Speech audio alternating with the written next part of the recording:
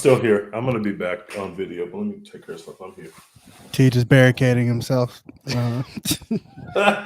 T just hiding from James McAvoy.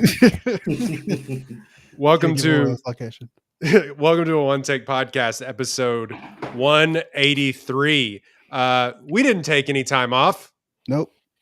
No, we didn't. We've been working. You can't prove it. We're right back in your podcast feed where we always are. Exactly. So if you haven't been into this podcast feed in a month, we left last episode saying we were going to see Don't Blink or is it Blink Twice? It's Blink Twice. Just don't blink. Or is it Don't Blink? Just don't blink. Wait, Blink Twice is also a thing. Wait, it's Blink Twice. Okay, Blink, wait. Yeah. It's Blink Twice, otherwise known as what we will always call it, Pussy Island. Yeah, why would they take that from us? I don't know, and I think it would have done better if it was called Pussy Island. We didn't see it. T, did you go and see it? No, I heard Channing Tatum is pretty good in it, and I like Channing Tatum. So when it's streaming, I'm going to check it out. But yeah, it made decent money. It made double its budget, but we just balked at seeing it. We missed it. It's not the first time or the last time that we'll do that on this podcast. No. You know, sometimes you just get really excited about a movie and then it comes out and you just can't be asked. You just can't. Simply cannot be asked to go see a movie, Blink Twice on a Tuesday. You know what I mean? No, thanks. Sometimes the Texans are playing in primetime football and it's hard to get out of the house. Football, just inside baseball, football is dominating my life right now. It has me in the figure four. I am calling football games. I am shooting football games. I am covering football games. Yeah, I guess, I like doing it, but Jesus Christ, can we take a minute? There's football every day now. I don't know if y'all know this. Every day. It's crazy. And it's on 87 channels. I just don't like the NFL on every day, infringing on good college football days, but football every day is a movement I can get behind. What if I don't want to see NFL Fridays. Football? What if college football is actually bad? Yeah, what if college football was the friends that we made along the way? I want to get out ahead of the Texas Longhorns national championship run by saying college football doesn't matter and we shouldn't watch it. No one should enjoy it. Is Baylor beating Colorado this weekend? Is that happening? If you do, I'm talking cash shit. I'm going to create an environment that is so toxic. Yeah, I mean, look, Dion and the crew up in the mountains has kind of backed themselves into a corner to where they just can never lose.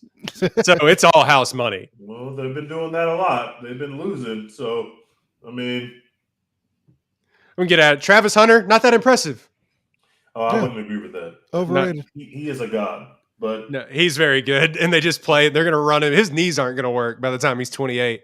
You really can't build the plane out of skilled players only. You really can't do that, and we've seen that. So yeah. I'm interested to see how Baylor looks this weekend. But okay, I'm feeling good. We disrespected the troops. I think we're going all the way.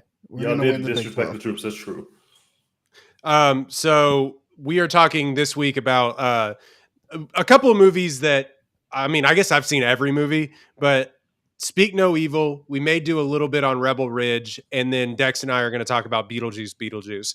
But we want to get to Speak No Evil while we have Tej on the podcast because it is kind of the movie that's overtaken everybody's life, if not for the trailers playing for 5 months. I definitely have seen this trailer 87 times. It's been insane. I've seen this trailer at least 175 times. And when this movie, I tell you, when the Blumhouse logo popped in front of the screen for this movie, I was like, oh, yeah. Duh. So, Speak No Evil, real quick, we'll get into the synopsis. Speak No Evil is a 2024 remake of a 2022 Danish film, which I believe came out at Sundance. It premiered at Sundance, and it then almost immediately, it didn't really have that big of a theatrical release. It almost immediately went to Shudder. And since then, a lot of people have seen it on Shudder. It kind of became a 2022 silent hit in that realm.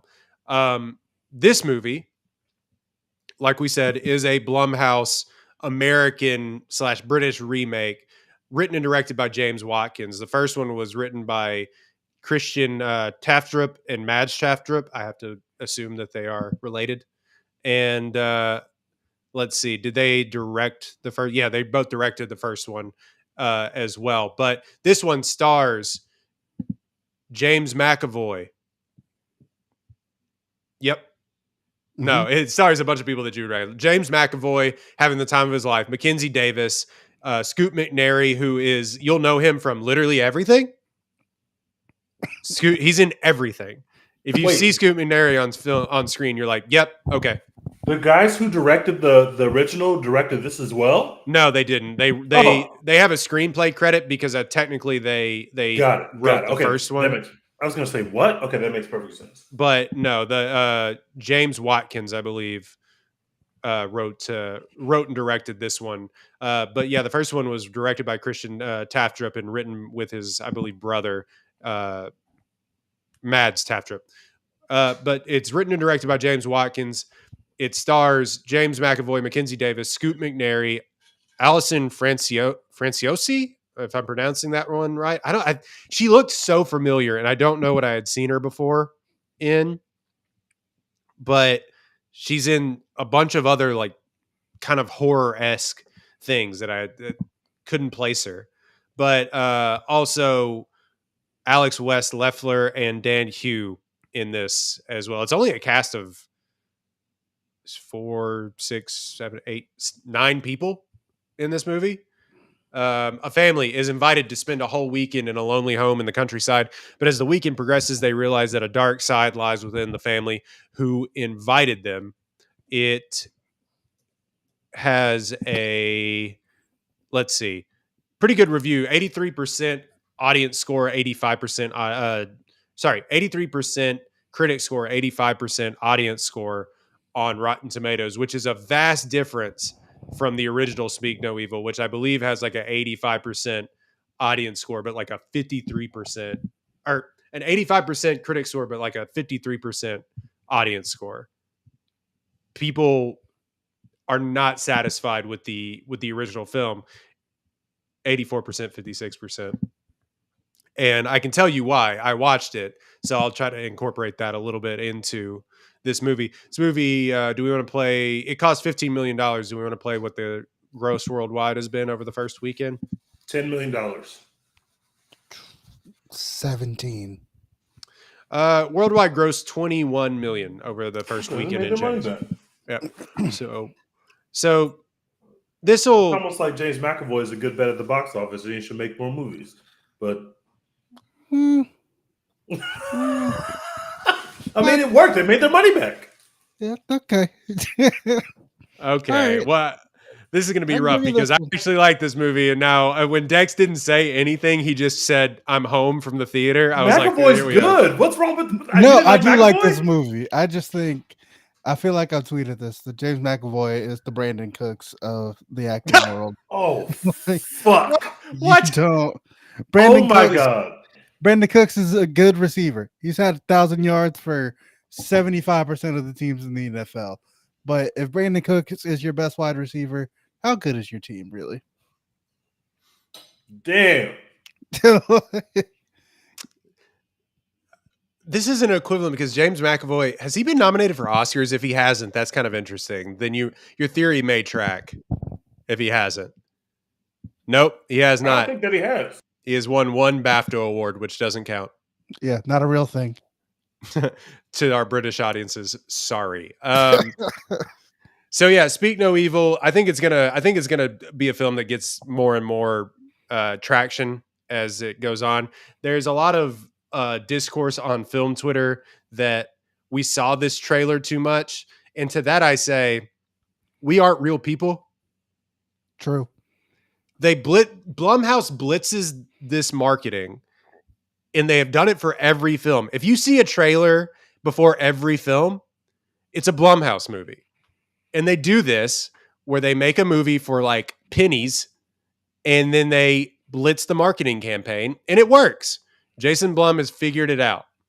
And some of his movies may be hot shit doo-doo garbage, but sometimes he puts out a banger and it averages out. So, I don't know. Blumhouse is a conundrum, but it is really interesting that all of film Twitter is up in arms. Oh, I don't have to watch that trailer anymore. Thank God. You knew what the game was. Yeah, also, like, we're sickos. You're not supposed to be at the movie theater every week. Like, you're not supposed to see 150 movies in a year. You're supposed to be a normal person and go to the movies. Go to 5 movies, yeah. Yeah, so yeah, like it's not Jason Blum's fault that you're a sicko and consume all the marketing. All right. You signed up for that. It comes with your A-list subscription. All right. Yeah. That being said, they did show the entire movie in this trailer. Literally the entire film is in this trailer. They did do that. But they're trying to get to the lowest common denominator, which is your mom and dad. So, I mean, they also put the entire movie in the title. Like the title just tells you what's about to happen in this movie. It really does for the first movie, and I tell you what, brother. Tej, we'll start with you because I don't want to step on any toes if you got to go somewhere. But what did you think of Speak No Evil? Did you watch the first one or no? I did not see the first one. Okay, go ahead. This is a perfectly fine time at the theater, and you know how I know that? Because there was a fire drill in the middle of my screening on a Sunday night.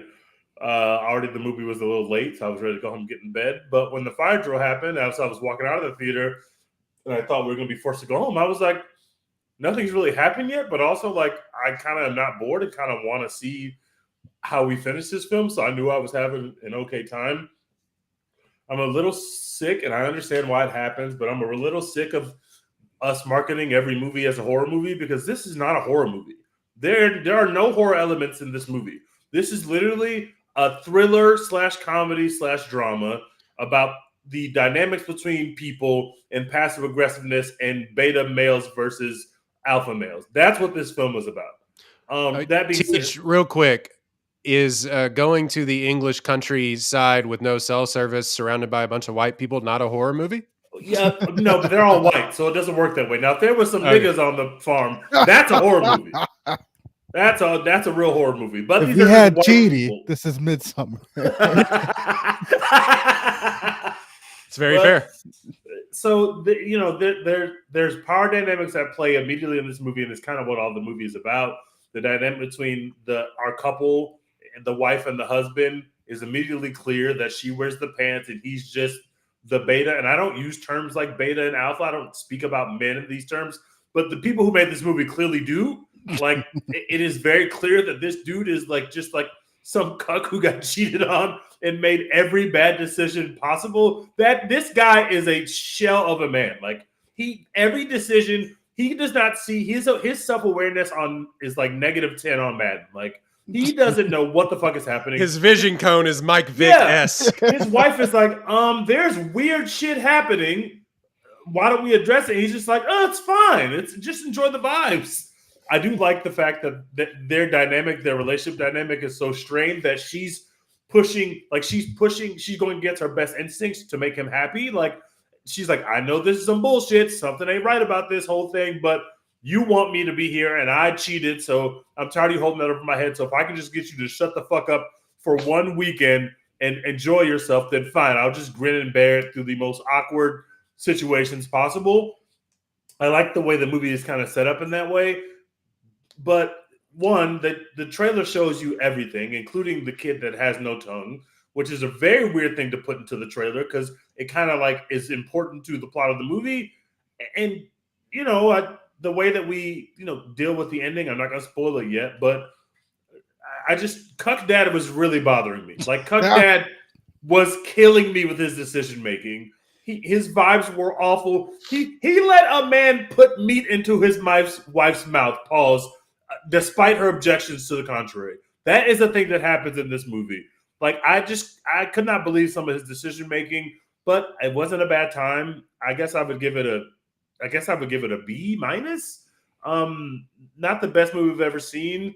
Not really going to go back to it, but I do like McAvoy's performance. I think he's doing something that's really funny and really like it's like watching Ambulance, but like on coke, like without the coke.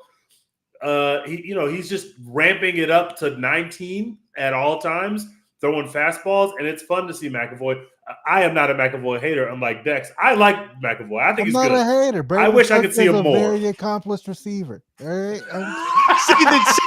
See, you're saying Brandon Cooks derogatory. Receiver. You're saying Brandon Cooks parentheses derogatory. Hey man, he's done a lot in the league. All right, most guys would never have this career, but I thought you were going somewhere with that. It's just like, but yeah. Also, real quick note about James McAvoy. Looks like the Hulk. Yeah, he looks big as shit in this. He is fucking jacked in this film. Oh my god. Yeah, he was like doing the good steroids for this stuff. Like he is like coming out of his shirt and stuff. It's crazy. He's bigger than he was, I think, in Split when he played like a creature. You know what I mean? Yeah, it's crazy. So B minus Dex. What do you got?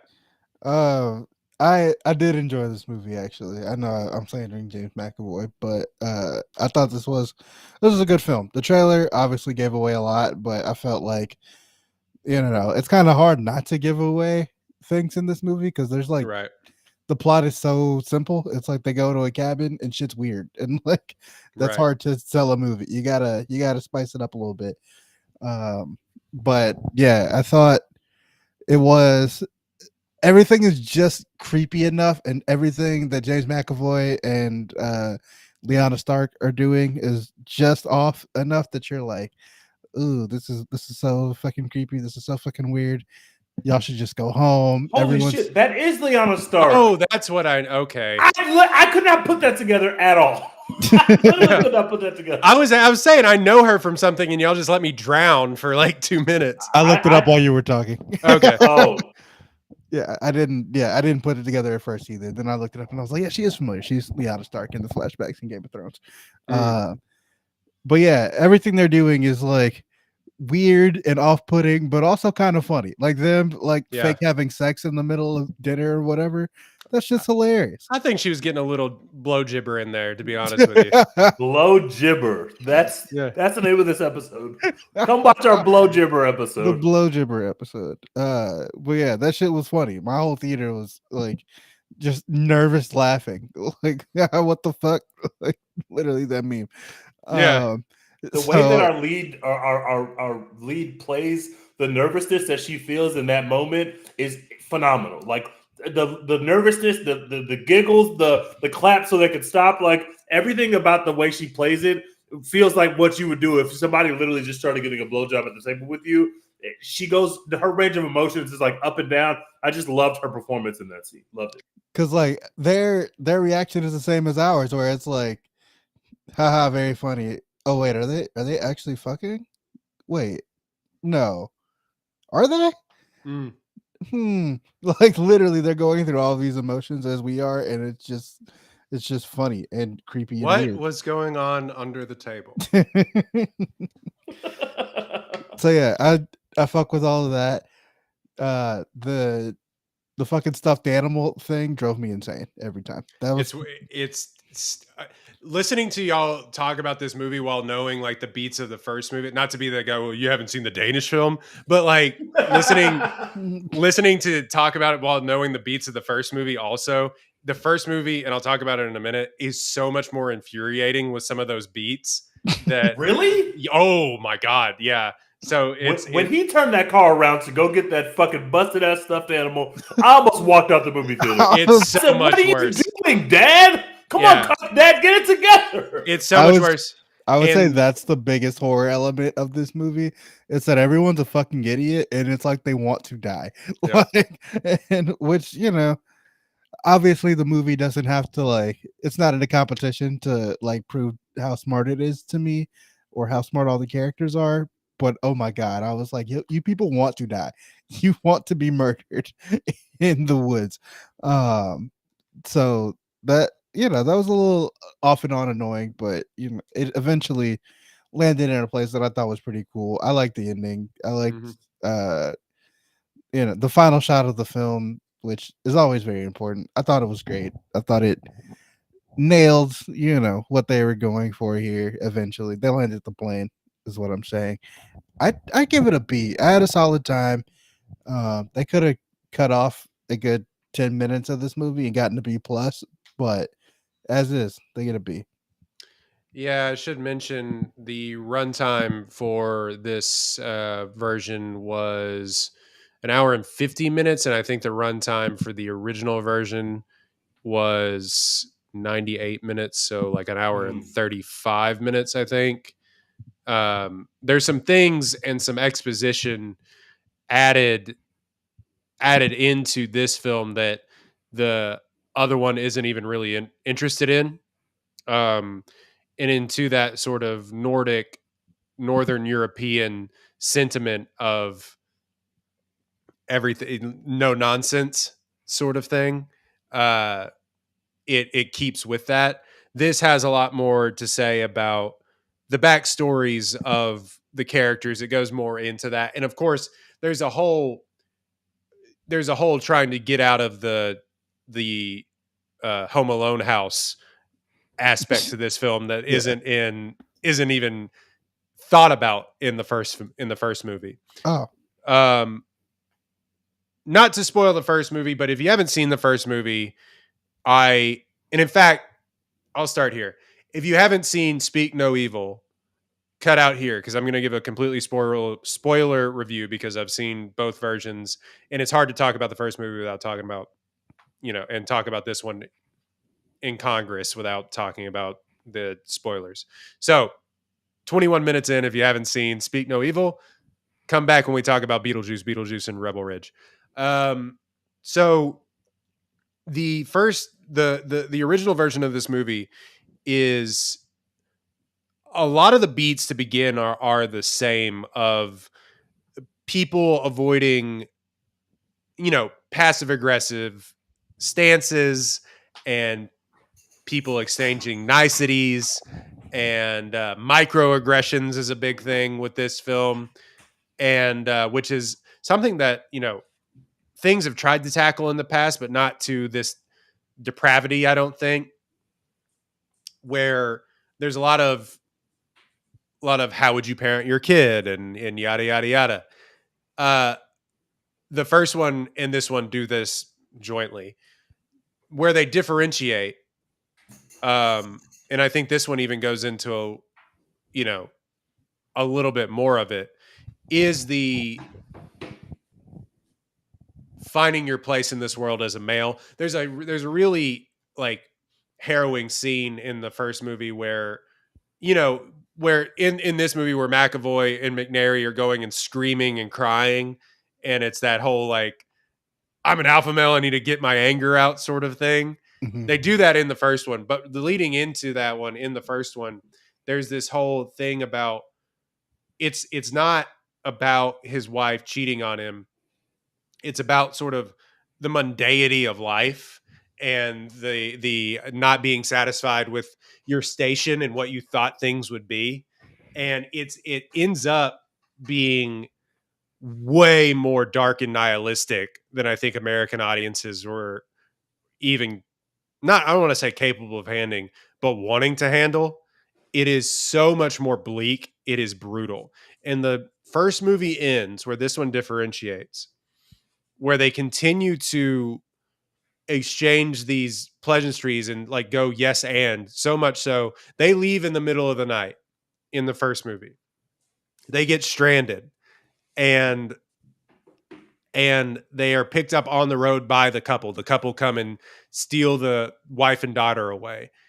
And the dad in the first one, you think, Tej, that this guy is like what the beta male cuck or whatever, that they're wanting him to be. It is so much worse in the first one. How could it be? It is so much worse. In this one, which I appreciated because a dumb American brain, they have guns. They are holding them at gunpoint. In the first movie, he just punches him. He punches him so hard so many times that he incapacitates him because he almost beats him to, like, quote unquote beats him, but he punches him in the face so hard, and the guy's such like it's hard to walk away with it, and it's purposely done this way because it makes you think about it. He's such kind of like a pussy bitch that you're like, good Lord, fight for your family. The babysitter in the first one is sort of the accomplice in this, as it's the chef in the new one. Comes and steals the daughter out of the car. They cut her tongue off on camera. They cut it off, steal her away. She's last shot of her basically is seen bleeding from the mouth, taken away, crying. And then they tell the couple to get out, undressed, naked. And the last line of the movie is what the James McAvoy line is like, "Why are you doing this to us?" And the guy goes, "Because you let me." And then they proceed to stone the couple to death. What the fuck? That's a much better ending. Then they proceed to not the good couple, quote unquote, the yuppie couple. They stoned the bad couple to death. The visitors was what I'm saying. That's still a better ending. They stone them to death. So they lose their daughter and they get killed to death with rocks. Yeah. No. Wait, was the daughter their actual daughter? What I'm saying, Teej, you're missing what I'm saying, is the couple whose house they go and visit, the psychotic couple. I understand who got stoned to death, but what do you mean? The visitors lost their daughter? The visitors got killed and lost their daughter. Oh, okay. That's 100% better ending. Is That's way cooler. It's way more affecting. I'll tell you that. Dying by itself makes it a better ending. Cut Dad should have died in this film. Cut Dad should have been gone. Well, here's the thing. And the reason that they changed it, and I'm kind of glad that they did for this movie, so they can exist on separate planes, one. But two, this movie is just far more entertaining. The new version of it is just far more entertaining because it becomes a whole different element of we have to escape the house and, fight back. And Mackenzie Davis gets hers, and I think she's really good in this movie as well too. I do too. But so yeah, she gets hers, and she basically like saves the family because she's not acting scary throughout this thing. But the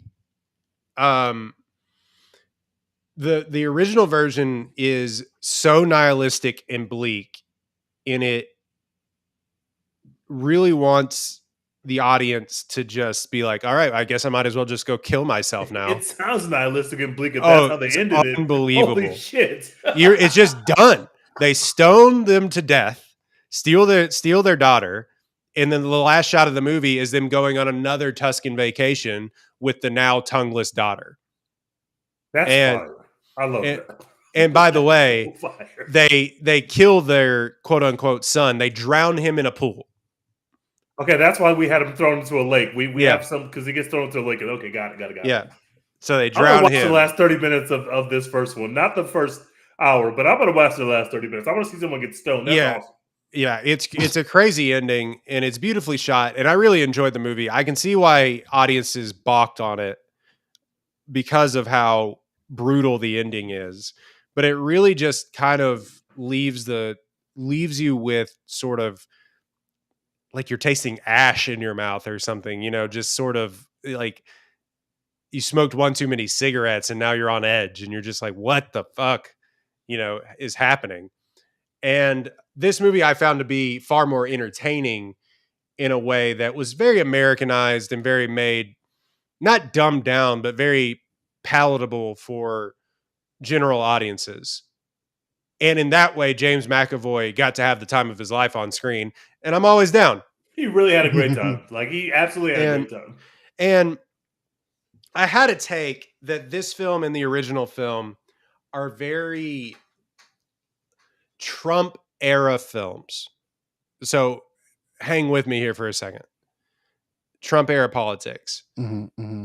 All movies are based around in the times. If you go back and you look at like Reagan era, Hell Yeah Brother, American Muscle movies, And then in the 90s, it's the .com boom and everything else around the Bill Clinton yuppie culture stuff. It's all based around. And then, of course, we had a bunch of Hope Corps movies when Obama was president, and all things are all based off of sort of the president or the administration that is working in that time, all American films. And there's always responses to said movies. I could go on and on, but this is a very Trump era thing where in this movie, and especially in this film, it says a lot about what's your purpose as a man? How do you feel as a man? And yada, yada, yada. All the Jordan Peterson bullshit is all in here. What this film was. Yeah, it's all in here. But it's also, and in the first film is about this too, the microaggressions and the not being able to discern real from fake, and not being able to discern real niceness from fake niceness and pleasantries, and not being able to escape that rigmarole. And we see this so much, or at least I do in my everyday life, where you're put into a position, everyone is so mean and vitriolic online that I think we've overcorrected in real life to where, and now there's assholes walking around every day, don't get me wrong, but we've overcorrected in real life to then be like, I have to be overly nice in every interaction of my day, or I'm going to be put on the internet or something. You know what I mean? Where you have to maintain and save face every day, regardless if it puts you into a sticky situation, because of how the way, and maybe I'm bridging a gap here, but because of how the way the internet works, we're so nice to each other in person that I'll let people walk all over me, like waiters walk all over me at a restaurant. Your steak was cold. Fuck you, bad. Okay, sorry, my bad. Thank you. I appreciate being here. That is just my my half-baked idea of this. But I think that we're so used to fake niceness and fake politeness. And this movie, of course, has something to say about like the white American liberal as well, too. Definitely. That it doesn't completely flesh out, but it is in there as well. Of course, him driving a Tesla, yada, yada, yada, that sort of thing. He even says in this big monologue at the end, he's like, you people with your electric cars. Yeah. And your tuna and your whatever the fuck he said. Yeah, all that stuff is definitely here. And like your interpretation of the film makes sense. Having not seen the first movie, I was just way more interested in like the stuff they do in this movie about parenting.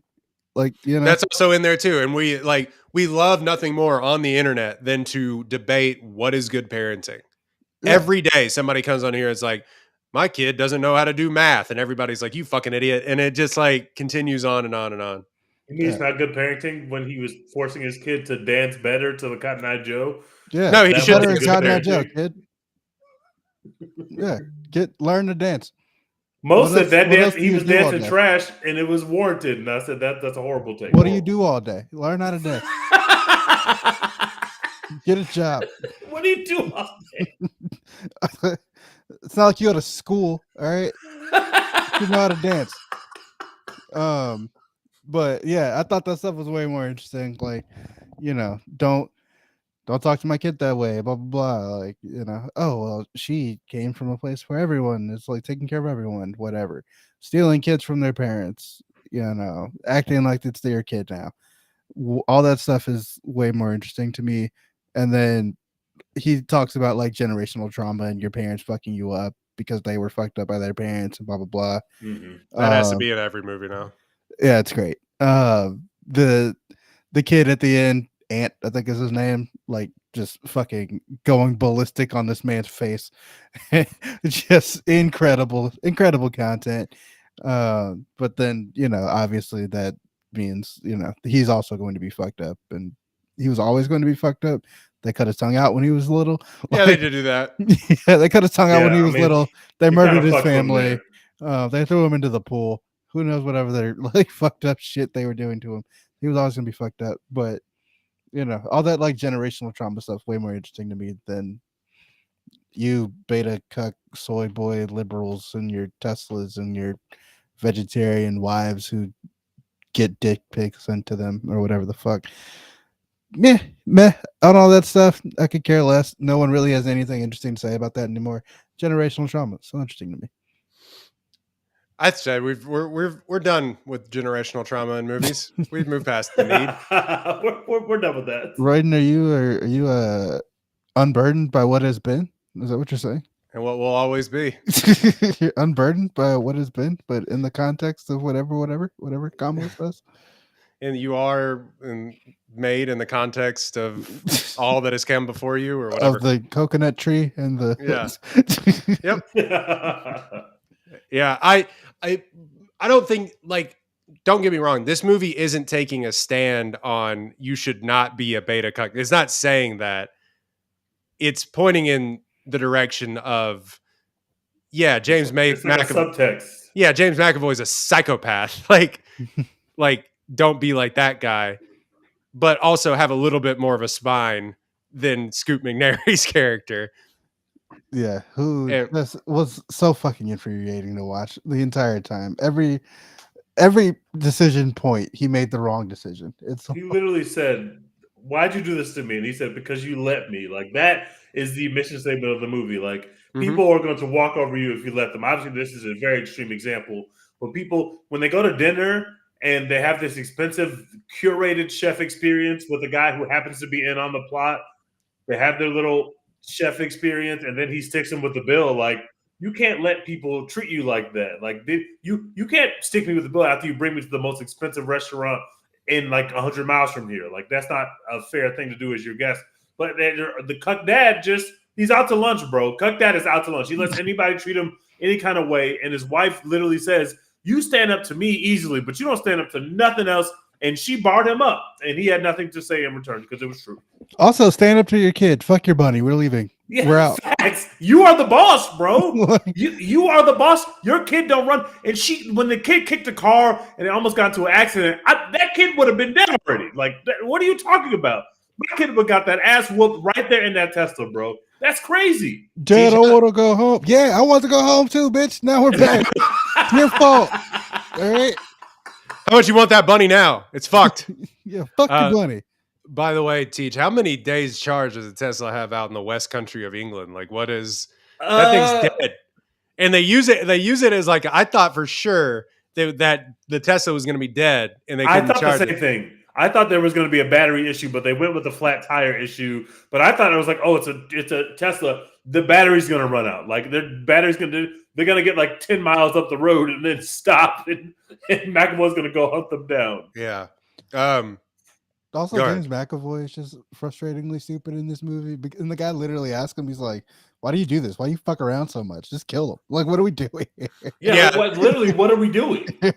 Which was kind of a plot. Like, it's a very funny. I think this movie is way more, like, miles more funny than the original movie. Like I've said.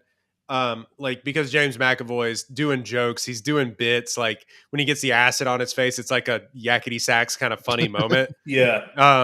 And of course, like, he's doing bits the entire movie, but there's a point in the first movie where you're like, why don't you just leave? Just leave. And the continuance of continually coming back, and the niceties and the pleasantries being exchanged. But there is a moment where you kind of sit back and you're like, why are they doing this?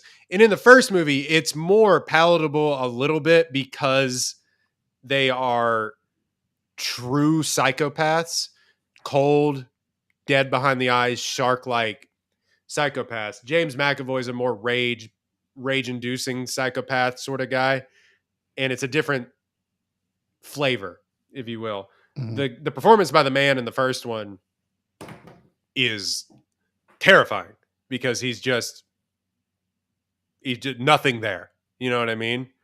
And but in this one, that the fact that they called out is like, why are we doing this song and dance sort of thing Yeah. is kind of a funny wink nod to like what's the premise of this movie anyway, really. But yeah, I enjoyed it. This is in a long line of movies like Straw Dogs or kind of like Last House on the Left and some of those. Not Something's Wrong with the House movie, but like Invaders sort of infringing on you movies. And I think you could just add this one to the canon. I think I would rewatch this movie for sure. I don't know, but I give it a B plus. I think it's really good. What do you give the original? I would probably give it a B or B plus. Yeah. I think it's almost a completely different movie, to be honest with you. Well, while the script and some of the exchanges are exactly the same up until a point, this becomes just an inherently more entertaining film and something that you could watch like with a significant other or something and have like a thrilling time on the couch. The other one is more, I need to take a walk. You know what I mean? I need to take a walk around the block because nothing is true and I don't know up from down. So you may watch it and be like, this is stupid and dumb, but I truly was like bought in. It was like, Jesus Christ. Oh my God. And it's hard to watch the dad in that movie be even more of a beta male cuck soy boy. Yeah. Which I don't believe those terms are true. I just like using them. It's kind of funny. It is funny. Yeah. Also, just I was so annoyed towards the end of this movie when they're breaking into the house and we gotta, protect the fortress type movie or whatever. You have a gun and you put it down. Literally. To decide to use hammer and an acid. Well, they used their last bullet. They still had a bullet, I thought. Did they? No, she said that's our last shot, and she shot to for cover when he threw the Molotov cocktail. But James McAvoy drops his pistol after she sprays him with the acid, and she doesn't pick it up. They don't pick up any guns because they kill that guy with a hammer, and then don't pick up his shotgun either. Awesome. So she kills that guy with the hammer. Yeah, he was pussy. He couldn't do it. I thought Cuck Dad was about to die by getting impaled by that large piece of glass. And I was like, yes, finally. You deserve that. The scene that was made for me because I fucking hate Cuck Dad. I hate him. This movie could have been in the pantheon of good for her movies if Cuck Dad had died and then all the evil people had died. And then the mom just drove off into the sunset with the daughter and aunt. Yeah, she wants to fuck the dad from her school. Look, her and the daughter could be with the other dad from school. This is unfair to character actor Scoot McNairy. All right, it wasn't his fault that he was, but Cuck Dad is one of the worst. It's not his fault that his wife's getting dick pics. He doesn't deserve it. No, it isn't. That's why it was happening. Don't you read the subtext? Everything that was happening to him was his fault. She literally says, "You are so angry with life that you just take it out on me, and I'm tired, and I want some dick pics on my phone. Sue me, get over it, bitch." And basically, that was the end of the argument because Cuck Dad is a cuck. He could not even defend himself when he was morally right. He still lost the argument. One question that I wanted to ask: have you ever been on vacation? Maybe not with a significant other, but with family or whatever. Have you ever made vacation friends? Yes, but not as intimate as now we're going to be in y'all space. We're going to fly to y'all space. But yes, I've made vacation friends before. Yeah, where it's you see each other for a couple of dinners or you go out to drinks or whatever. Yeah. But I've never met somebody on vacation where sure, I'm going to go spend time at their place. Yeah, now I'm going to come to your house. It's no, we're vacation friends. Our friendship ends after this vacation. Maybe we follow each other on Instagram, but we're not going to see each other anymore. We'll follow each other on Instagram. That's the end of it. Don't send me. Yeah, that's the end. Don't invite me to your palatial farmhouse. I will say, sleeping in your dirty bed. Yeah. Yeah, that's gross. I'm also not showing up to your farm in the dead of night getting there at nighttime was an insane decision. Europeans I put this out there on Twitter. European street travel crazy. They do. They're like 7 hours. We'll leave at noon. It's just like, no, 7-hour trip. You're up in the morning and you're going. And here's the thing: 7 hours ain't nothing. It ain't anything. They're talking in the first movie. They're like, Denmark to the Netherlands. Oh, it's a 7-hour drive. It's a bit of a haul or whatever. I think we can make it. And I'm like, well, 7 hours. Fuck, I'll be in Arkansas. Like, what are you talking about? Yeah. There's so many infuriating decisions, which, like, movies gotta happen. I get it, but fuck, man, just go home. Just literally go home, bro. Bunny, and then she's gonna give it away at the end. We nearly died for this goddamn bunny. You're just gonna give it to the kid? Fuck off. So they obviously saved the kid. And spoiler alert, we've already said spoiler alert, but they saved the kid. Now the kid's got no tongue. What's the plan for this kid's development? What's the plan for his schooling? Like, what's the plan? Is Cuck Dad going to raise him to be a man? Because Cuck Dad can't raise a son. I promise you that. I think he needs some gentle parenting. Yeah, I think he'll be all right. I think it's time to take it down a notch. Yeah. You caught your first body at 12. I think he needs a hug. Calm it down. That kid cooked because Cuck Dad obviously wasn't going to make it happen. So the kid said, fuck you, Cuck Dad. I'm going to take care of this. My theater started clapping. My theater was like, fuck yeah. They started clapping. Yeah, they were good for him. Good for him. He deserved it. I was hoping that that Scoop McNairy would kill the guy who killed James McAvoy and just, have like that gleam in his eye where it's like, oh, he loves murder now. He's going to start murdering people all the time. But that didn't happen. And I'm glad for the kid to start murdering people. That's fair. That's good. Kid just now takes over for being James McAvoy's character. I will say in this movie that is a lot more enticing people with sign language. Yeah. You come out, hang loose. I will say in this movie, it fleshes out a little bit more of what it doesn't flesh out in the first film, in that the sort of reasoning behind why they're doing it. Like I said, because the first movie is nihilistic, it ends with them literally saying, because you let us. There's no other reason, like, oh, maybe she's infertile and they couldn't have kids. And that's sort of the reason that they gave in this, while also stealing people's wealth is sort of the ploy in this as well. In the first movie, none of that. Nothing. In the first movie, do they have the other guy who comes at the perfect time to kind of trap them in, the chef guy? Is there another person in on it in the other movie? In that movie, it is the babysitter who hardly speaks English or whatever, comes in and steals the daughter away, basically. But traps them in is like I said, you should probably watch it if you enjoyed this movie. I'm interested to see on our next episode what your takes would be about that episode, or about that movie. That has been Speak No Evil. Go see it at your local cinema, your drive-in, or what have you.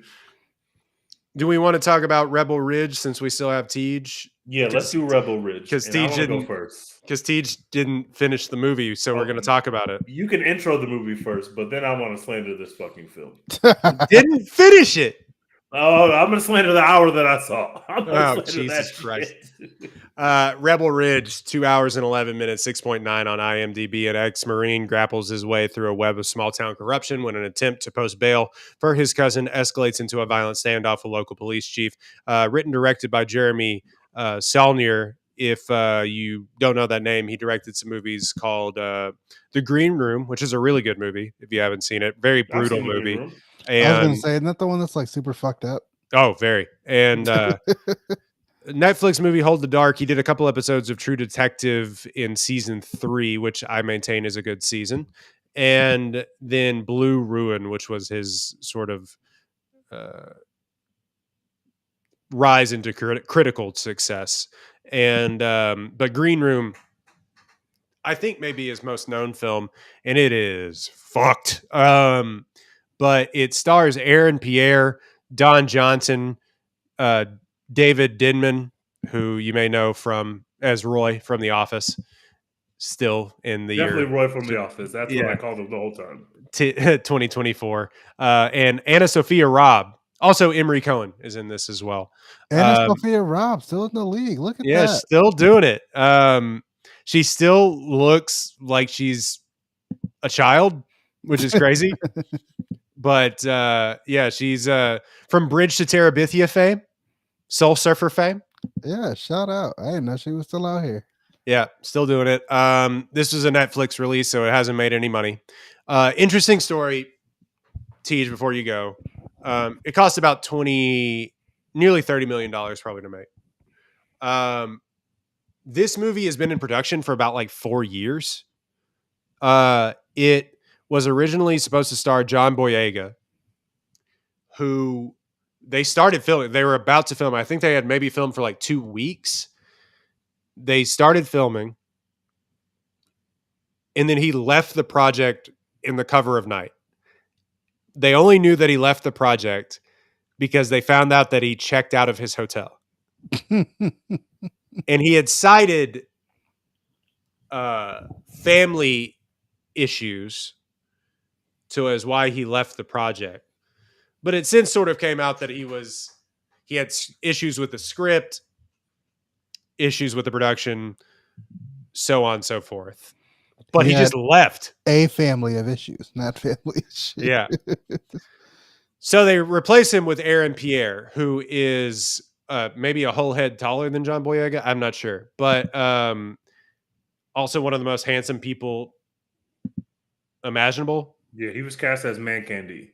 Yeah, and he had starred in some things. He was in Old as Mid-Sized Sedan and the Underground Railroad.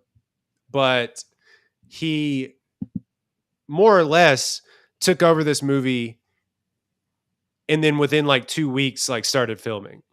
And this is a movie about like sort of like martial arts and all that stuff. And he just like jumped into the role. A movie that was already in production. And then they finished it and somehow pieced this movie together. This has really good reviews on Rotten Tomatoes, I believe. Let me see. Sorry, I don't want to make this a longer podcast than it needs to be. 96% on Rotten Tomatoes from critics, 69% audience score. Tej saw an hour of the movie and wants to give his take on a movie he didn't finish. Go. Guys, if you want us to have a movie where we have our main character needs to get some get back, some payback, some vengeance, it's got to be grounded. If you watch John Wick, they killed his dog. Okay, that's all you need to know. It's on. You watch Taken, they took his daughter. That's all you need to know. It's on. This movie literally takes you through 45 minutes of here's what asset forfeiture is in this small town to then set up a plot where they roundabout get his cousin killed in a roundabout way. Why could we not have literally cut out that 40 minutes and just have the cops murder his cousin? Boom. It literally doesn't make any sense. The 40 minutes that we're talking about asset forfeiture, talking to the white lady, are not. I want to see this handsome black man beat some ass. In the first hour of this movie, he beat a little bit of ass, but he was doing like soft parkour, and it was only for like 5 minutes, and then we went back to our procedural. What the fuck are we doing? The trailer for this movie bills it as this is Black John Wick, where he's going to beat the shit out of people because he don't like the cops and the cops. Oh, now you watch the trailers and it makes a difference. This is disgusting. I was bored as shit watching the first hour of this movie. I said, wow, it would be great if he just started turning up and killing these cops. But instead, I have to learn as the viewer who doesn't give a shit about asset forfeiture, what asset forfeiture means. I am a lawyer. I understand asset forfeiture. I don't want to hear about this shit in my fucking movie. This is stupid. You got to file this paper, and then I got to get it over to this office and this judge before this. People don't care about that. That is not compelling filmmaking. Just have our man Candy beating some ass. He should have been beating ass in the first 10 minutes of this movie, and we should have been on and running with our plot. I don't know shit about the cousin. We only have one scene with the cousin, and he's riding his bike next to the bus, and then the cousin's just dead. And I don't even see the cousin die. You don't even show me the cousin get clipped in prison. What the fuck kind of filmmaking is this? All the good stuff in the first hour of this movie is just gone. I got sleepy, so I went to sleep, and I woke up the next day, and I was like, oh, fuck, I got to finish this movie. And then I was like, no, I don't. I hate this movie. This movie bored me to tears. I do like the main actor. I thought he was doing a very good job. I thought he should have been kicking 75% more ass in the first hour of this movie, and we should have had 75% less setup. And apparently people don't like the ending of this movie because it's propaganda, which I could have saw coming from a mile away. Because these cops, you know what the problem with this movie is? These cops are like, they're bad, but they're not that bad. Like, they could be much worse. Like, he should have got his ass whooped. The cousin should have got his ass whooped. These cops are like bad, but they're trying to do good at the same time. I don't buy that. Why not just make, you know how people say you don't want to have flat characters? When it comes to something like this, you want the villains to be flat as shit. The characters in John Wick don't have any character development. They killed this dog, now they gotta die. That's all we need to know. They're faceless, nameless bodies who John Wick has to mow through. It is perfect. I don't know why these cops are like playing the middle ground of morality. I just didn't understand how this movie was. There's like one cop playing the middle ground of morality. The rest are like pieces of shit. No, the black lady cop, I'm not talking about her because obviously you're going to have her play the middle ground. But the main bad dude cop is like, you didn't finish the movie. I could not have been more bored. If we're going to do, hey, cops are bad and they're bad to black people, but now we're going to turn up on them. Let's do that. But let's have the cops literally blow someone's brains out, and then we have epic get back for the next hour and a half. That is a winning film. Your floor for a film like that is a B. Your floor is a B. You're not going to make a worse film than a B if that's your floor. Why do we have to talk about asset forfeiture? Like, why? Why? That's not compelling to anyone, even lawyers. It's not compelling. I hated you're forgetting about a large portion of this country that would say that wouldn't be a B+ movie. You're forgetting about 50% of this country, brother. I tend to agree, but continue with your rant. It wasn't compelling. I was very bored, and so I did not finish. So I will not grade it because I did not finish this film. But I would love to hear y'all's thoughts on this film. I didn't see it, so I don't have thoughts. So it is a Royden solo pod. Yes. Civil asset forfeiture, boring. Sure.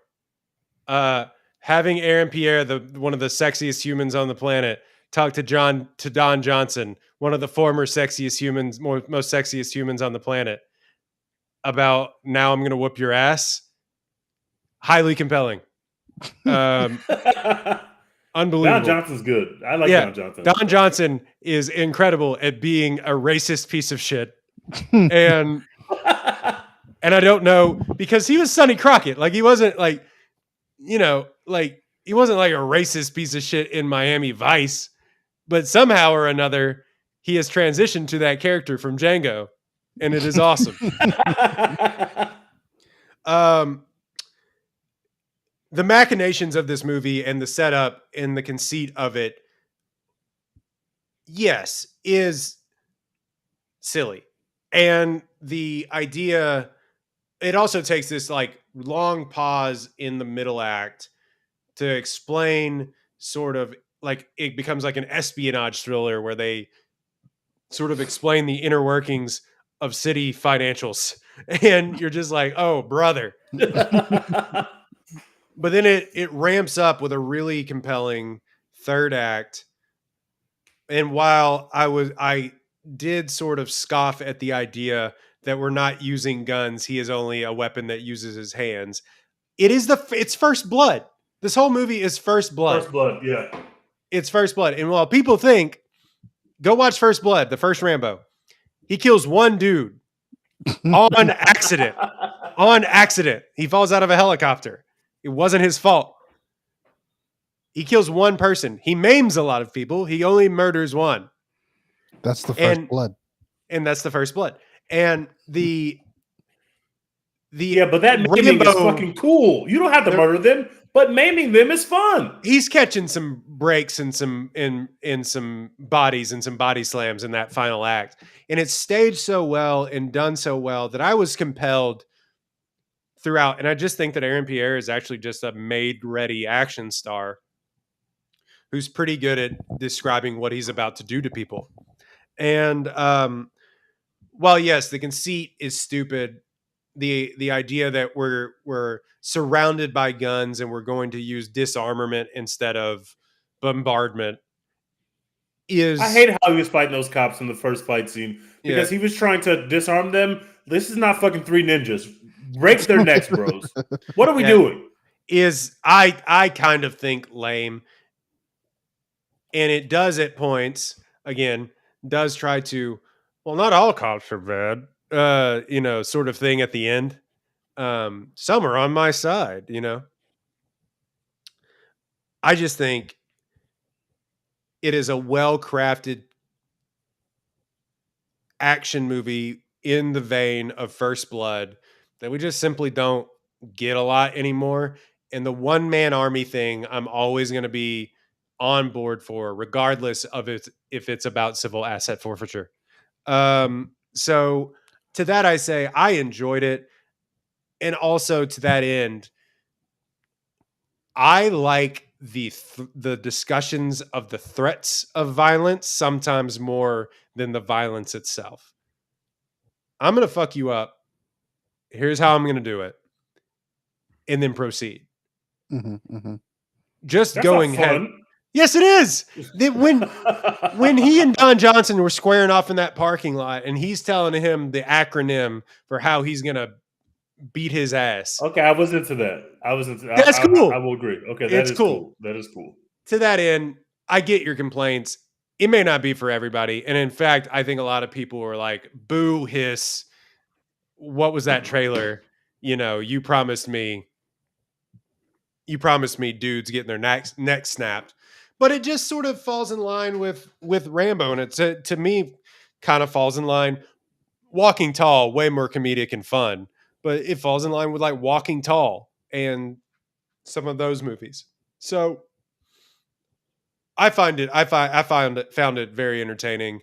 And if nothing else, I would suggest that you watch the last action scene and not the whole middle part of the movie where they're talking about city finances and that part stinks. Keeping people in jail for past bail, So, I mean, I'm along with Tej. I like my revenge movies to be very simple and straightforward.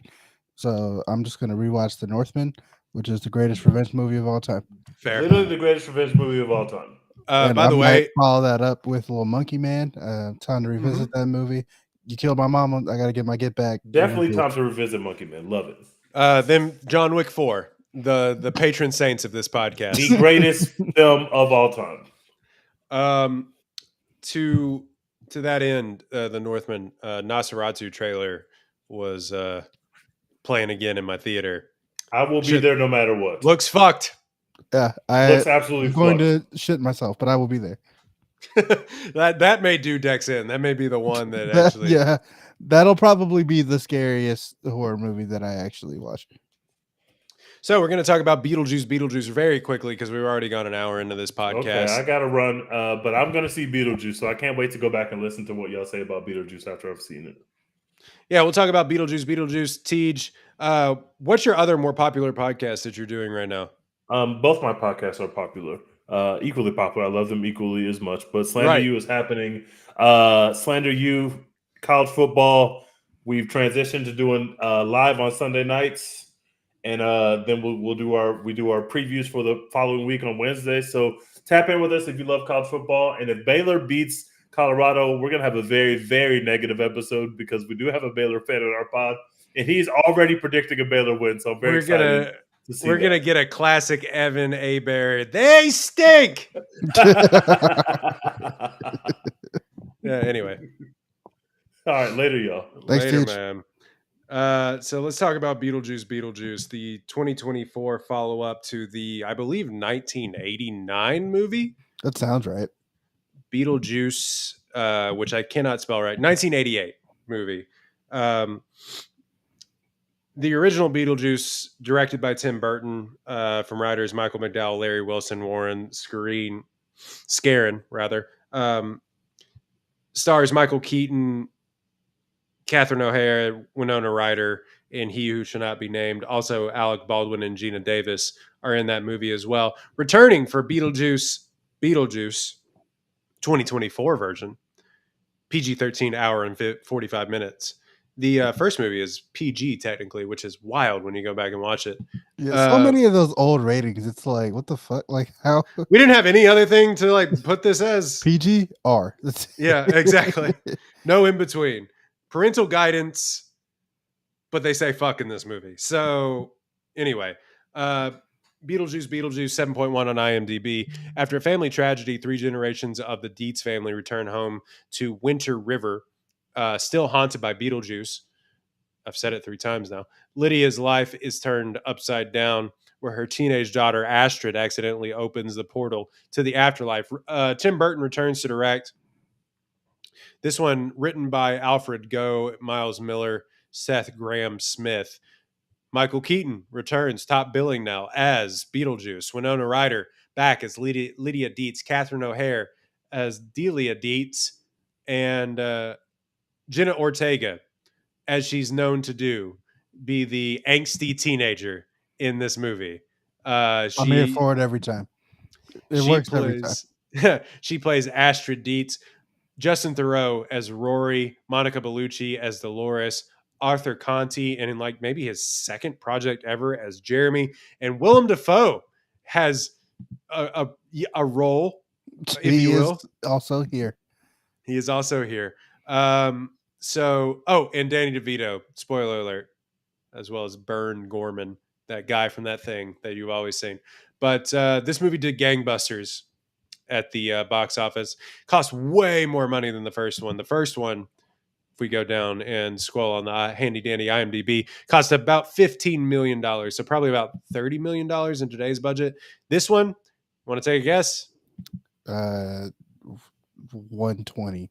Yeah, it cost $100 million to make, and it made $267 million. So it did all right. Maybe not as much as they anticipated after they gave it a $100 million budget. Yeah. But let me see what this did on the old Rotten Tomatoes. Decent critics reviews, 77% critic score, 81% audience score. And how that compares to the first one, I'll never know. Let's see. You should have on a podcast things pulled up. The original Beetlejuice right now has a 83% critic score, 82% audience score. So similar, if not the same. But Dex, what did you think about Beetlejuice? We did Beetlejuice again. 2 Beetle, 2 Juice. 2 Beetle, 2 Juice. I've seen the first movie. I've only seen it one time. It's been a few years. I don't have any like crazy attachment to it or anything like that. It's not. I don't consider it like something I grew up on. I'm not nostalgic for it. Whatever. They announced they were doing a second one, and I was like, cool. I'll check it out. I remember liking the first movie. Never thought about it again after seeing it. Whatever. But I came out of this one being like, that was fun. It feels worthwhile to have done a sequel. If we're going to keep doing legacy sequels, might as well do one for Beetlejuice. I will say Winona Ryder, God bless her, she does not have it in her to be the lead of a film in 2024. She's trying. Yeah. God bless her, love her. Thank you for coming back. Appreciate that. But yeah, she does not have it in her to be at the center of a film in 2024. Simply just the game's passed her by. She her acting style is so, and her character choices are so precise and specific that if it's not the right thing, kind of like Stranger Things, then you're just sort of like, what is happening? Why do you talk like that? Yeah. Stop. It's like off-putting to a point. I don't know. But yeah, beyond that, I love Catherine O'Hara in this movie. Like I said with Jenna Ortega, I'm here for her angsty teenage shit. She's got that in the bag. She can do that in her sleep. She's done it in 45 Scream movies and Wednesday, and she'll keep doing it until she turns 35 and they make her into do something else. But yeah, I thought Michael Keaton was great. He was funny. My theater was laughing the whole time. I went to a screening of this movie. So there were a shit ton of people in there who won tickets online or whatever and came all dressed up. So they were like probably not a representative sample of like the people who watch this movie, but Mm. they were like really avid fans who were just laughing at everything, and that makes the movie more fun to watch. Yeah. There's a couple of the things here that it's like, okay, I remember we're just doing this from the first movie again, like when they are at the funeral and they sing the banana song or whatever, and it's like, okay, haha, funny allusion to the first movie, cool. But then they're like, we have to do a musical number, so they do this whole fucking long ass musical number later on in the movie, and it's like, all right, okay, I guess. Mm. They wrap up the plot a little too easily. like, I don't remember what the kid's name is, but like the murder kid in this movie, They send him to hell. yeah, just immediately. He's a problem for 10 minutes and then it's over. And Literal hell. Monica Bellucci is a problem for like maybe a combined 15 minutes of screen time. Like she's on screen and then she just is done. It's over. Yep. Like they just wrap it up a little too easily. But I've had a great time throughout. I'll probably, eventually when this movie is on whatever streaming service it lands on and there's a little bit of a chill in the Max. air, I'll feel like it's spooky season. I'll turn on Beetlejuice 1 and Beetlejuice 2 back to back. Yeah. So yeah, I'd give it a solid B. Wasn't in love with it, but I did enjoy it. Like I said, I'll probably watch it again. Yeah, solid fun time with the movies. Yeah, I'm gonna B-. I didn't have any relationship with the first movie, which is weird because like all like 80s movies and stuff my parents watched, but I think this falls into the demonic possession super Christian, we're not going to let you watch that movie. And to be fair, the original like version, like not cut for TV version, there's a lot of suggestive shit in the first movie. Yeah. That if you're not paying attention can slip through the cracks. But I, watched the first movie. Caitlin and I watched it on Max and had a good time. We're like, yeah, that was fun. I didn't quite get why so many people were obsessed with it. Same. Back in the day. You had to have just been there. Don't yell at us if you were, if you're listening to this, like Beetlejuice is my life. But it did okay business when it first came out, but it must have just been a $15 million budget, 74 million worldwide. As this is people who don't know history or trying to recite movie history in real time, but it just had to have been a VHS home video cable phenomenon. But to that end, I just never caught it. And I think I've always been aware of it. I just right. never was like, because Michael Keaton's always been present forever. And this is just this and like Batman and stuff, or like you just know. And whereas I saw Batman several times on TV, this just escaped me. We watched it and we are like, oh, that was fun. That was a good time. I really had the shake, shake, shake Sonora at the very end of the movie. Yeah, this is cute. This is fun. And I think Alec Baldwin and Gina Davis are really good in the movie as well too. And that movie really focuses on them, and they're sort of the center of the movie.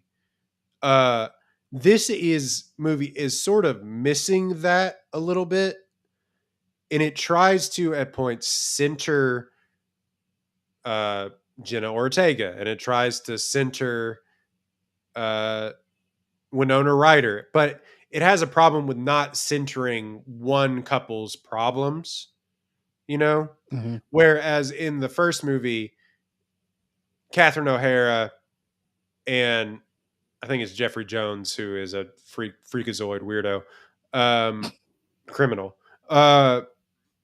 They are intruding into these dead people's lives. This has a centering problem, I would say, a little bit. It wants to go in a bunch of different directions. While it threatens to get out of the way when you bring Beetlejuice Michael Keaton back in. The party's back on, Yeah. and we restart the engines a little bit. He's in this movie, I think, way more and way sooner than the original Beetlejuice. Technically, in the original Beetlejuice, he doesn't really like come into the movie fully until about 45 minutes into the movie. And this, he's pretty much in there the entire time. It feels like. Yeah. But I had fun. One too many storylines. If you like the original Beetlejuice, I have a hard time believing that you wouldn't like this Beetlejuice. As legacy sequels go, this is middle tier, not bad, because there have been some bad legacy sequels, but it's not Top Gun Maverick. Yeah. It's Yeah. it's a tough bar to climb. Right. Being one of the greatest movies of the 21st century. Yeah, like you've got your Fury Roads, your Top Gun Mavericks, and those Yeah. are like that's it. That's like Right. the pantheon of legacy sequels, and this movie was just never going to get there. But also, the first movie isn't. It's not the original Top Gun, you know. Yeah. So it's if you like the first one, you should like this one. I don't see why you wouldn't. If you did like the first one and don't like this one, let me know why, because I'm curious to hear about that. But yeah, I don't think that Beetlejuice just isn't like foundational cinema. Yeah. And they didn't treat the sequel like it's a sequel to foundational cinema. And I think that's okay. Yeah, like Lights Camera Podcast, who doesn't do a podcast really anymore, but they called this the legacy sequel Mendoza line. Like if you bat above this, you're doing pretty good. If you bat below this, stinky. Where it was like Blade Runner 2024, Top Gun 2049. Maverick 2049. Yeah, sorry, Jesus, Blade Runner 2049. We're living in Blade Runner 2024. The Incredibles 2, The Color of Money. And like they said Tron Legacy, sure, but then below that is like the new Independence Day, Zoolander 2, Dumb and Dumber. You know what I mean? So yeah. Yeah. Yeah, it's a good time at the movies. I'll watch Jenna Ortega in anything at this point. She's reached that territory for me. Yeah, would you believe me? Because I hadn't seen the new Scream movies and I really have just kind of not seen Wednesday. This is the first thing I've really seen Jenna Ortega in. You know, that sounds insane, but like actually it's really not. Like she hasn't been in anything that's like. But she's like she's at the forefront of culture though for Gen Z. Yeah, but if you look at her like filmography, it's like, oh yeah, I can see how you missed this. Right. Yeah, I mean, look, she's been in X and some things that I should have seen. And I definitely should watch the new Scream movies because I've done a good job of kind of going back and started to watch those. But Wednesday, if you just missed it, and Netflix does a horrible job of putting out new seasons, like the first season of Wednesday came out 2 years ago, you know? She was in You season 2, which obviously we will just that is never where I've see. seen her. Okay. That is what I've seen her from. All right. I have seen her in things. And she has a wild line in that movie or in that show. But that is where I first came to know her is from You. But it's not that insane of a take because while she is this sort of like monoculture of Gen Z acting, it is, she's not in anything prestigious. Maybe people would say like Wednesday is, but I don't know. No, it's not. It's okay. Not, it's popular. It's Yeah. like, but it's not. I wouldn't call it prestigious. It's not fucking Queen's Gambit. You know, like Yeah. it's just popular because it's on Netflix. But like all the other stuff she's in, like X is popular amongst a certain group of people, but that made $15 million at the box office. Right. Like, it's easy to have missed some of the shit. I've never even heard of like American Carnage. Apparently she's in. Like, I don't know what that is. Yeah. I don't know. And then a lot of like streaming movies that have happened, but the Scream movies and in Wednesday, she was in fucking Iron Man 3. Yeah, apparently. Vice president's daughter. Anyway, I like what I've seen. You know, I liked what I saw in this one from Jenna Ortega. She does that thing very well. Um, yeah, you're like you said, she's gonna have to turn like 35 years old. But to that end, Winona Ryder was this person. She was Jenna Ortega. And it's very interesting to see these two people work in the same space 30 years removed from each other. Maybe not that, but 20 years removed from each other. And I thought that was cool to see. Now, Winona Ryder is like, seems to be on Jupiter. Like, I don't know where she is in this movie. But yeah. And what do we think really quick? And we've probably gone on way too long about like a movie that we're both like, yeah, it was Beetlejuice. But what did we think of Justin Theroux's character? Who I like Justin Theroux as an actor, but he's like doing bits. Like I don't know what to Which one say. is Justin Theroux? Rory, the oh, yeah, that it threatens to go on too long. Like Yeah. it threatens to be a little too over the top, but I feel like they were able to reel it in just enough. I thought like especially at the end, the True Serum bit, that was just very funny to me. He feels like a character out of like a Disney Channel show. Yeah. Like he feels like a Disney Channel It villain. threatens to be like Hocus Pocus a little bit. Yeah. He feels very like cartoony in that way and like from a different movie as the other because like Winona Ryder, like you said, she's on Jupiter. She's like trying to be normal, but she's trying to be normal in like a Winona Ryder way, which doesn't work quite right. Jenna Ortega obviously is like a normal angsty teenager who doesn't believe in any of this shit, which I thought was a fun take. But then you have this like fucking cartoon, like mustache twirling villain. Like, I only liked you for the money. But so yeah, it threatens to get a little unwieldy and out of hand. But I feel like they didn't let him outstay his welcome. I ended up liking him. You mentioned Catherine. You mentioned Catherine O'Hara, who I think is actively the best part of this movie, Easily. besides Michael Keaton. But she's so on board, and she is like fully realized in this character. Where I'm not sure that Winona Ryder knew how to play this character as an adult. Catherine O'Hara's like, got it. I'm like right back in it. Yeah, weird art lady. Like, yeah. Who is overly dramatic about everything but makes it funny. Yeah, Catherine O'Hara was fucking phenomenal. It's kind of her Schitt's Creek character, but whatever. Like it's still funny and good. How the handling of Jeffrey Johns being Jones, what is his name? Jeffrey Jones, who you may know from like Ferris Bueller's Day Off and the original movie Beetlejuice, being a pedophile. Spoiler alert for real life. Well, what do we think about the handling of how they handled his character being dead? That's great. Bite off really funny. Head. Yeah, cool. I didn't know that until you mentioned it after I had seen the movie. So yeah. I was like, oh, okay, yeah, that guy's gone. Like, fuck him, I guess. But yeah, actually, fuck him. Yeah. So yeah, I thought that shit was. As someone who didn't know, it felt seamless. If I knew, it would have been fucking hilarious. So shout out. Yeah, they still use his image, which I don't know. Did he get paid for that, or were they just like screw it? We'll have to find out later. But I don't know. It is interesting. Yeah, the song they sing at the end, banger.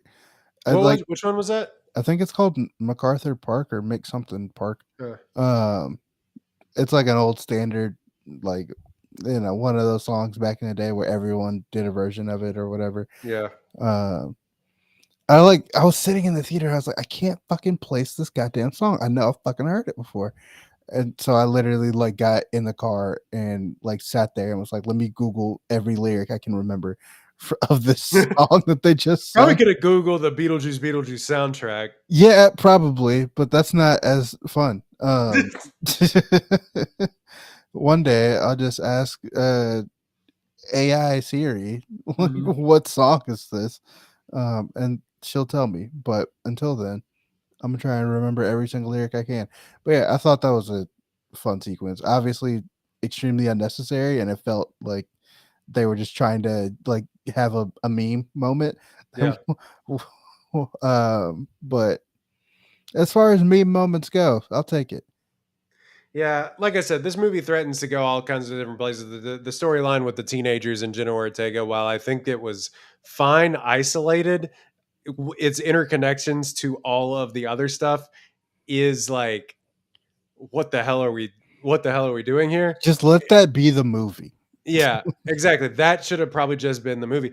But then the dispatching with it, I found to be hilarious. They just sent him to hell. I just was like, that's funny.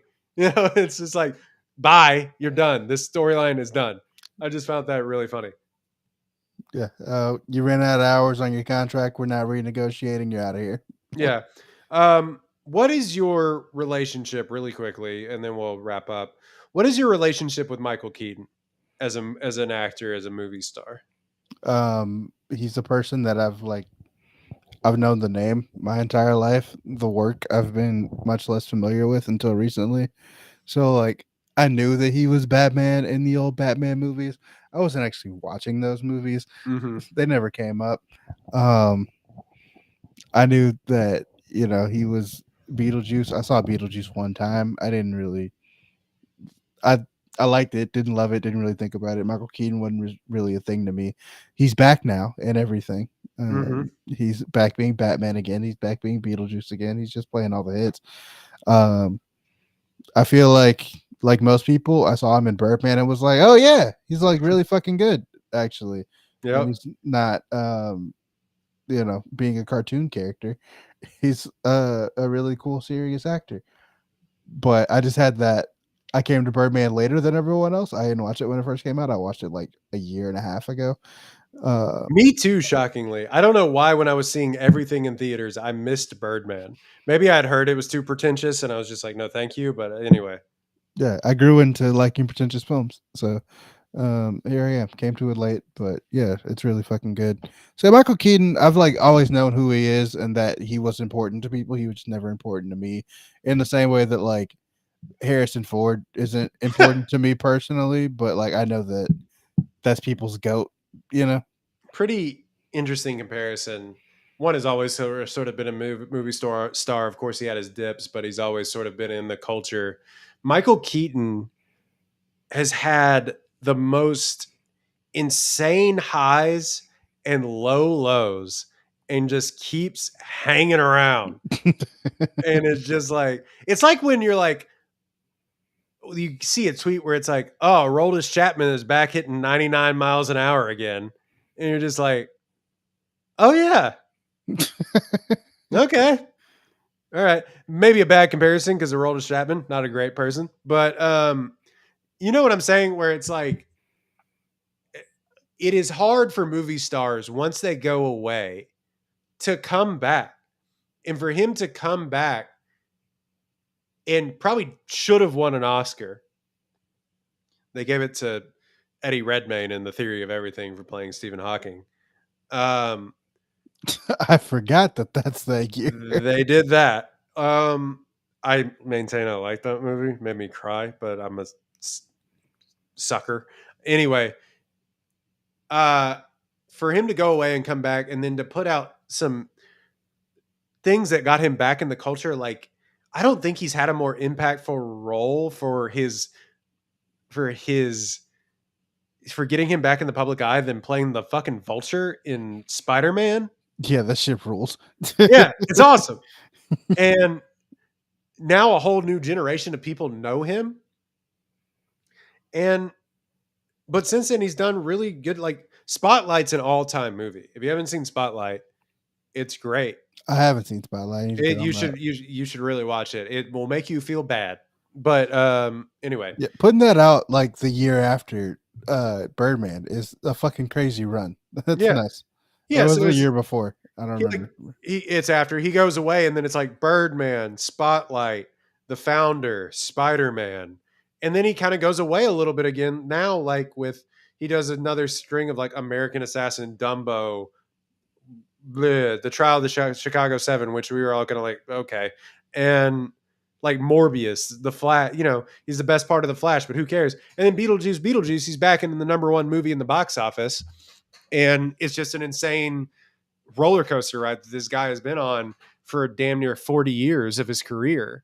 I just find it really, and he started as like a stand-up comedian. It's really weird, but he's Batman to a lot of people, and I don't think people really considered him like a super serious capital A actor until his like 50s. Which is like pretty much the plot of Birdman, which is Yeah. why it rules. Yeah, it's so self-aware, and I like Birdman. People have gone back and forth on it, but yeah, I like Michael Keaton. I like everything that he's. Every time I see Michael Keaton, I'm like, hell yeah, that's Michael Keaton. And his best role is in The Other Guys, by the way, where he plays the chief. I need to rewatch The Other Guys. It's been at least 10 years since I've seen The Other I'm working 2 jobs to send my son to NYU so he can test his bisexuality and become a DJ. Hey, you here for the bath mats? It's so good. All right. So that has been a long-winded review of a lot of movies, but we promise that we will be a little bit more prompt with these. I hope that football doesn't kill me. And but look, honestly, if the Texans keep winning, my hope and joy in this world will continue. And my will to live rests with CJ Stroud. It's on your shoulders, big dog. Like, I don't know what to tell you. Like, if Nico Collins keeps slapping people and catching touchdowns, I'm going to be right there. That shit was so much fun. Yeah. Oh my God. We posted a video on the Apollo HOU Instagram. You should follow it. Great account. Yep. Of just all the times in that game where the Texans were just beating the shit out of people. It's so much fun. It's so tough. Al-Shahir, wait, is it, how do you say his last name? Aziz Al-Shahir? Yeah, Aziz Al-Shahir literally stood up and swung on Roschon Johnson, and he didn't even touch that man. Like, he was just like... was not in the game. Yeah. Didn't do anything to him. He's lucky he had his helmet on. Just stood up and just punched dude in the face. And no flag was thrown, which got away with the craziest shit I've ever seen. I've never seen anybody get away with that. Daniil Hunter fucking just... frog splashed onto Caleb Williams in the pocket. No fucking flag thrown. I'm like, yeah, thank you, refs. Just let him cook. They're beating the shit out of that poor man. That young boy wanted to go in there and paint his nails and throw touchdowns, and they beat the shit out of him. That's crazy. I don't want to be here anymore. This sucked. Anyway. Dex, this has been fun as always. You can find us at One Take Podcast, One Take Podcast on Twitter. We'll try to be more active. One Take Podcast, Instagram, TikTok, the like. Go follow us at Apollo HOU. Go like our blogs at ApolloHOU.com. I think everybody's having a collective freak out because the Astros are now tied again. So it's 3-3 right now against the Padres. No. Yeah, so everybody's having a collective freak out. Go follow us at Apollo HOU on all platforms. And Dex, as always, what are we doing? We got our girl coming out with a certified banger. I'm calling it now. It's going to be a banger. She's going to get Oscar nominated. We're so back. Hashtag support Florence Pugh. We Live in Time coming out soon. And we're out.